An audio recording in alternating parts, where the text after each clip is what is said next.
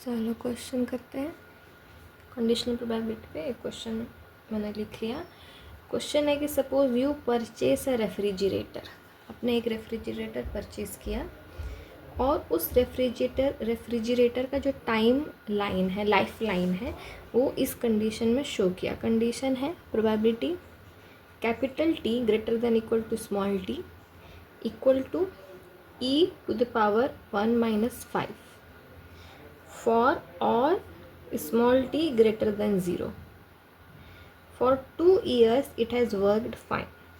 What is the probability that it breaks down between 2 and 3 years? मतलब कि तीसरा साल आते आते ये फ्रिज ख़राब हो जाएगा, इसकी प्रोबेबिलिटी क्या है? हमें पता क्या है? हमें पता ये है कि ये सही से काम किया है 2 साल तक, मतलब इट लास्टेड 2 years. ये जो कैपिटल टी है ये हमारा लाइफ टाइम बताता है। तो हमें पता है कि जो इसका लाइफ टाइम है वो 2 साल से ज़्यादा है, 2 साल एंड रनिंग है, तो 2 साल तो सही से काम किया, हमें पता है, तो ये गिवन है। हमें बताना है 2 से 3 के बीच में तीसरा साल जब आता है तो तीसरा साल आने पे कितना ख़राब हो जाता है। तो गिवन हमने लिख दिया कि 2 साल और 3 साल के बीच में, ये हमें पता करना है। और गिवन क्या है? गिवन है कि 2 साल तक वो सही से काम किया। गिवन दैट 2 साल तक वो सही से काम किया, उसके बाद हमें बताना है कि तीसरा साल आते आते वो ख़राब होने वाला है। ठीक है। अब अगर तुम लोग को ऐसा लगे क्वेश्चन थोड़ा कॉम्प्लिकेटेड क्यों लग रहा है, कि क्वेश्चन में ऐसा capital T, small T, capital T, small T, e⁻⁻1/5, ये सारे वेरिएबल्स हैं, एंटिटी क्यों लिखी हुई है? तो पहले बात तो हम बता देंगे कि जो e है ये प्रोबेबिलिटी क्वेश्चन में जनरली यूज़ हो ही जाता है। इसका नाम है यूलर, मैथमेटिशियन थे यूलर, उनके नाम पे ही आया है, तो इसे हम यूलर्स नंबर कहते हैं। इसकी वैल्यू अराउंड 2.718 कुछ होती है। ये आया कैसे, मतलब ये क्या रिप्रेजेंट करता है कि जब हम e की वैल्यू निकालते हैं limit n tends to infinity करके 1/n to the power n, तो इसकी वैल्यू यहाँ पे n की वैल्यू जब हम पुट करते हैं तो वो अप्रॉक्सीमेटली किसको, कौन सी वैल्यू रिप्रेजेंट करती है? वो 2.718 रिप्रेजेंट करती है। ये स्पेशल इसलिए है क्योंकि ये हम कह सकते हैं इसको कि ये बेस रेट बताता है, base rate of continuous growth कि अगर होता है ना एक, इसको हम नेचुरल लॉग भी कहते हैं, नेचुरल लॉग, एक्सपोनेंशियल फंक्शन, ये रिप्रेजेंट करता है base rate of continuous growth. एक ऐसी वैल्यू जो हम लोग जब वैल्यू इस पे डालते हैं n की, तो इस वैल्यू को वो रिप्रेजेंट करता है, तो इसलिए वो बेस वैल्यू हम इसको कहते हैं। और इसका अलग अलग नाम है यूलर्स नंबर, इसको हम नेचुरल लॉग के समय भी यूज़ करते हैं, ई का एक्सपोनेंशियल फंक्शन, इन सब नामों से भी इसको जानते हैं। इसलिए ये स्पेशल है कि कंटिन्यूअस ग्रोथ शो करता है। और जो इसके ऊपर ये जो पावर लगा रहता है ना ई के ऊपर, ये या तो ग्रोथ शो करता है तो डीके शो करता है। अभी यहाँ पे e⁻⁻1/5 है, मतलब ये श्रिंकिंग शो करेगा, डीके शो करेगा, क्योंकि ये इसका जो पावर है वो माइनस में है। क्योंकि जब ये टी हमारा -1/5 हो जाए सपोज, इसका क्या मतलब है? इसका वैल्यू जब हम पुट करेंगे, इस पर जब वैल्यू हम पुट करेंगे, सपोज यहाँ 1 की जगह से टी लिख दो, -t/5 लिख दो। अब ये टी की जगह वैल्यू पुट करते जाओ, 1 रखो, 2 रखो, 3 रखो, तो वैल्यू कैसी आएगी? 0 आएगी, -0.2 आएगी, -0.4 आएगी, इस तरीके से वैल्यू आएगी। तो ये जो प्रोबेबिलिटी है वो स्मॉलर होते जाता है एज टी, जैसे जैसे टी की वैल्यू बढ़ती जाएगी वैसे वैसे जो प्रोबेबिलिटी है हमारी, क्योंकि एक तो माइनस में है, तो probability gets smaller as T grows. ठीक है, ये तो हमें समझ में आ गया कि जो ऊपर ई के ऊपर जो वैल्यू दी है या तो वो प्रोबेबिलिटी ग्रोथ बता रही होगी या उसका जो प्रोबेबिलिटी है वो श्रिंक करके बता रही होगी। तो यहाँ पे -1/5 है तो श्रिंकिंग है डीके को रिप्रेजेंट करता है। तो जैसे जैसे टी की वैल्यू बढ़ती जाएगी वैसे वैसे जो प्रोबेबिलिटी है वो घटती जाएगी। टी हमारा लाइफ टाइम शो करता है, जो प्रोडक्ट का लाइफ टाइम होगा उसको हम कैपिटल टी से शो करते हैं। आई होप स्पेस है। हाँ, अच्छा, अब हम आते हैं वापस सॉल्यूशन में। तो हमें पता है कि for probability of A given B, तो गिवन बी में बी क्या दिया हुआ है? बी दिया हुआ है कि प्रोबेबिलिटी जो है इट लास्टेड फॉर 2 years और उसकी वैल्यू कितनी दी हुई है? e⁻² 2/5।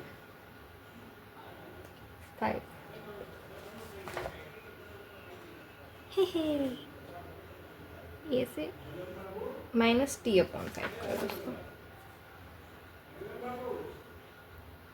जितना क्लमसी मिस्टेक्स हम करते होंगे कैलकुलेशन में, तो it's not wrong to do clumsy mistakes. I can understand जिनसे होता है, इस बार हम बहुत कर देते हैं, but it's necessary that you realise that you have committed clumsy mistakes in time. ठीक है, तो ये प्रोबेबिलिटी ऑफ बी जो दिया हुआ है। अब हमें पता करना है प्रोबेबिलिटी ऑफ ए। तो हम कैसे पता करेंगे? ये जो हमें पता करना है उसको हमने कैसे रिप्रेजेंट किया था? ये प्रोबेबिलिटी ऑफ 2 साल तक तो सही चला। अब हमें बताना है कि तीसरा साल आते आते, दूसरे और तीसरे साल के बीच में वो ख़राब होना है रेफ्रिजरेटर। तो अब हम क्या करेंगे? पी ए, जो चीज़ हमें निकालना है, जो चीज़ हमें पहले से पता है, जो चीज़ हमें निकालना है, तो हमें याद होगा ये इस तरीके से फॉर्मूला बनता था। तो ये होता था intersection B upon probability of B. ये होता था कि नहीं? ये कल हम लोगों ने किया था।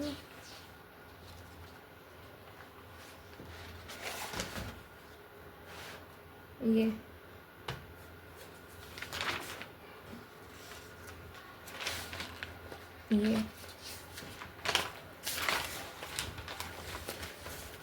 तो ये समझ सकते हैं। अभी इंटरसेक्शन का क्या मतलब होगा?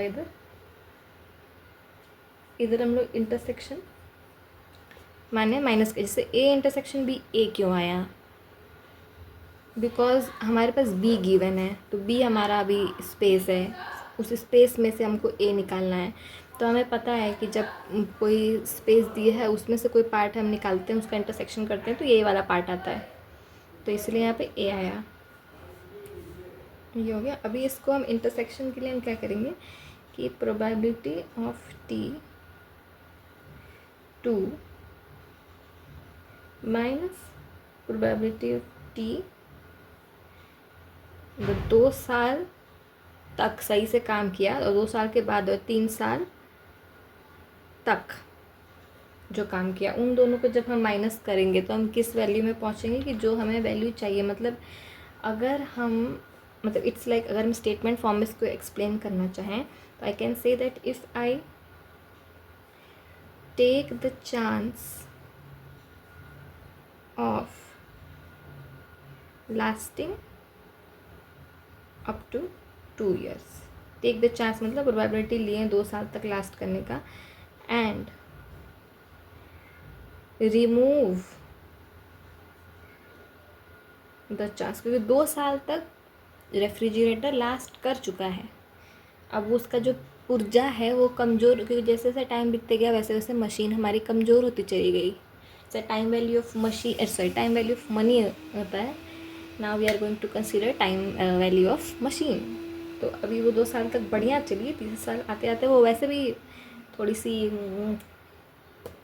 ख़राब हो गई या होने वाली है, या उतना जान उसमें नहीं बचा है। So and remove the chance that it lasted up to हाँ, remove the chance that it lasted 2 years but failed before 3 years. 3 year आते आते ये फेल हो गया, तो हम उसको ऐसे लिख सकते हैं, प्रोबेबिलिटी तो हमने लिख ही दिया है, इसको हम लिख देंगे 2 to the power 5 minus e to the power minus 3 upon 5 upon probability of B, जो कि हमें ऑलरेडी पता है, दैट इज़ प्रोबेबिलिटी ऑफ 2/5। अभी इसको कैसे सॉल्व करें? इसको सॉल्व करने के लिए हम कॉमन ले लेते हैं e to the power minus 2/5 को, तो हमारे पास बचेगा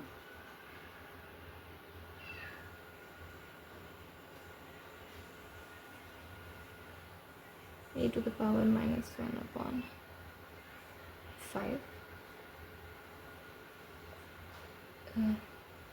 1 माइनस, सॉरी ये कॉमन लेंगे तो ये 1 हो जाएगा, फिर माइनस ये upon e to the power minus 2/5, ये कट जाएगा, उसमें 1 minus e to the power, ये हमारी प्रोबेबिलिटी आएगी।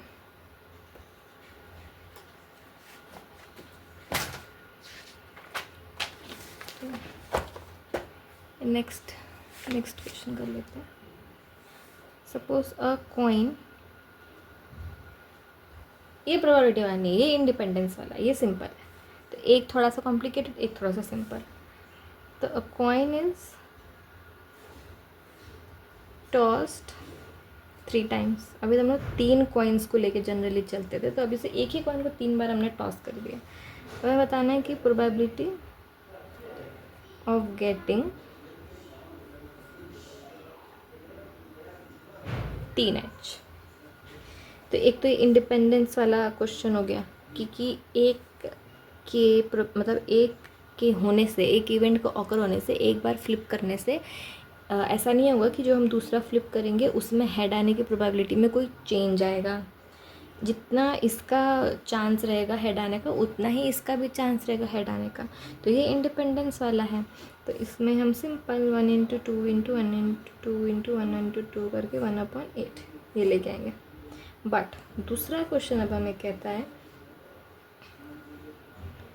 कि what is the probability that you get exactly one head. अब हो गया ये म्यूचुअली एक्सक्लूसिव, ये इंडिपेंडेंस था, अब इसने कर दिया इसको म्यूचुअली एक्सक्लूसिव। तो अब हमें बताना है कि probability of getting one head, exactly one head बताना है ना। तो अभी वन हेड आने के लिए क्या क्या हमारा आउटकम बन सकता है? सपोज वन हेड चाहिए, मैं HTT TH T TH, एक हेड वाला तो ये बन गया, हमारे पास हो गया 3, और टोटल नंबर ऑफ आउटकम कितना है हमारे पास? 8। अब हम क्या करेंगे? H, तो सिंपली हम लिख सकते हैं 3/8, but just to like represent exactly one head, I would rather be like TH T plus probability TTH 1/8 plus 1/8 plus 1/8 3/8। ये अब थोड़ा सा कॉम्प्लिकेटेड है फिर से। तो given that you have observed at least one head,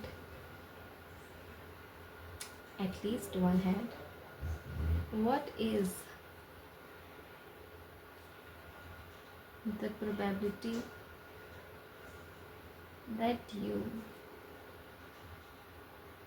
observe at least two head. We know कि at least बोला है माने यूनियन करा रहा है, स्पेस है ना, एटलीस्ट बोला है तो यूनियन करा रहा है। तो अब हम क्या करेंगे, late A1 be the event, A1 be the event that I observe, that I observe, you observe at least one head, ठीक है, and let A2 be the event that you observe at least two head, ठीक है। अब पहले हम A1 की बात करते हैं। A1 वो इवेंट है that observe at least one head. At least one head का मतलब इसने यूनियन कर रखा है सारे हेड्स का, है ना। तो अभी हम क्या कर सकते हैं, सारे आउटकम में से ऐसा कौन सा आउटकम पॉसिबल है जिसमें कि हेड है ही नहीं, वो आउटकम होगा हमारा टी टी टी। इसमें कहीं भी हेड नहीं है पूरे आउटकम में। तो जो भी हमारा सैंपल स्पेस है, कंप्लीट सैंपल स्पेस, जिसमें है ना सारे आउटकम्स एग्जॉस्टिवली मेंशन्ड है, सारे आउटकम्स मेंशन्ड है, उसमें से अगर हम इस कमबख्त मतलब इस टी को हटा दें तो ऑटोमेटिकली हमारा यूनियन ऑफ हेड्स हो गया, एटलीस्ट वन का बात हो गया। अब इसके बाद जो भी बचा आउटकम उसमें एक ना एक हेड तो है, at least one head is there, उसका यूनियन हो गया। हम सैम्पल स्पेस से बस इस छोटू से को हटा देंगे।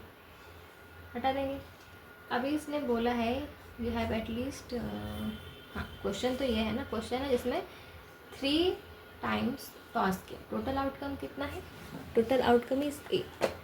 सो ऑब्वियसली हम लिख सकते हैं इज इक्वल टू 7/8, क्योंकि टोटल आउटकम ही हमारा सैम्पल स्पेस होगा। तो ये हमारा 8 है, 8 में से हमने एक आउटकम को माइनस कर दिया तो हमारे पास 7 बचा। तो अभी इसका मतलब क्या हुआ, प्रोबेबिलिटी ऑफ A1 जिसमें हम बताएंगे कि एटलीस्ट वन हेड मतलब यूनियन ऑफ हेड्स, उसकी प्रोबेबिलिटी क्या होगी 7/8। सेकेंडली A2 पे आते हैं। A2 कह रहा है at least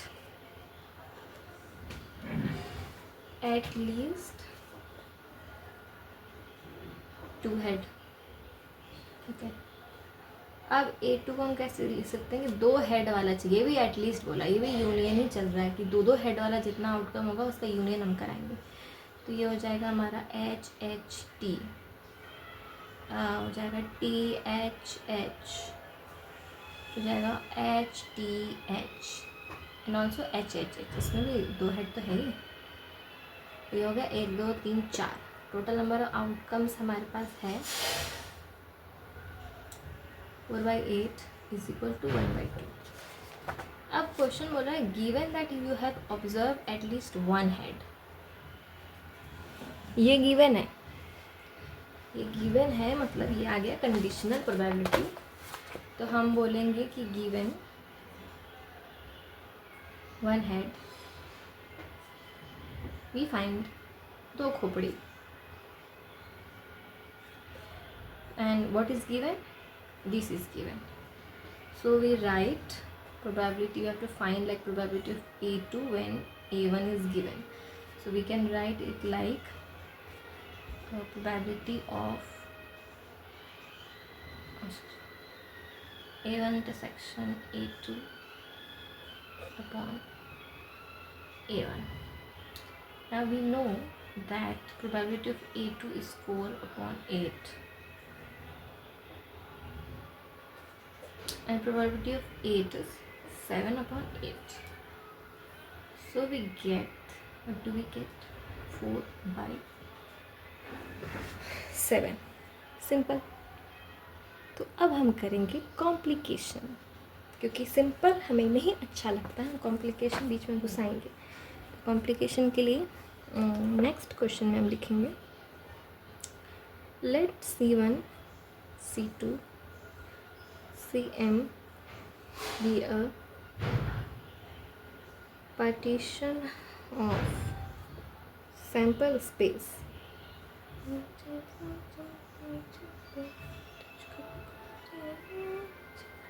and A sample space S and A and B be two events। अभी देखो ये कॉम्प्लिकेशन कैसे हो गया। अभी तक हम A और B दो ले रहे थे, या A1 या A2 ले रहे थे। हमने थ्योरी में पढ़ा था कि मोर देन A1 भी मोर देन 2 भी हो सकता है बोल के। कल जैसे कल हमने ये 3 का किया था ना, 3 का इंटरसेक्शन किया था, और हमने टोटल लॉ ऑफ प्रोबेबिलिटी भी थोड़ा सा देखा था, जिसमें किस तरीके से जो म्यूचुअली एक्सक्लूसिव इवेंट्स हैं वो आपस में सैम्पल स्पेस बना रही हैं। बट इधर भी कुछ वैसा वैसा एम प्रकार लॉजिक हम लगाएंगे।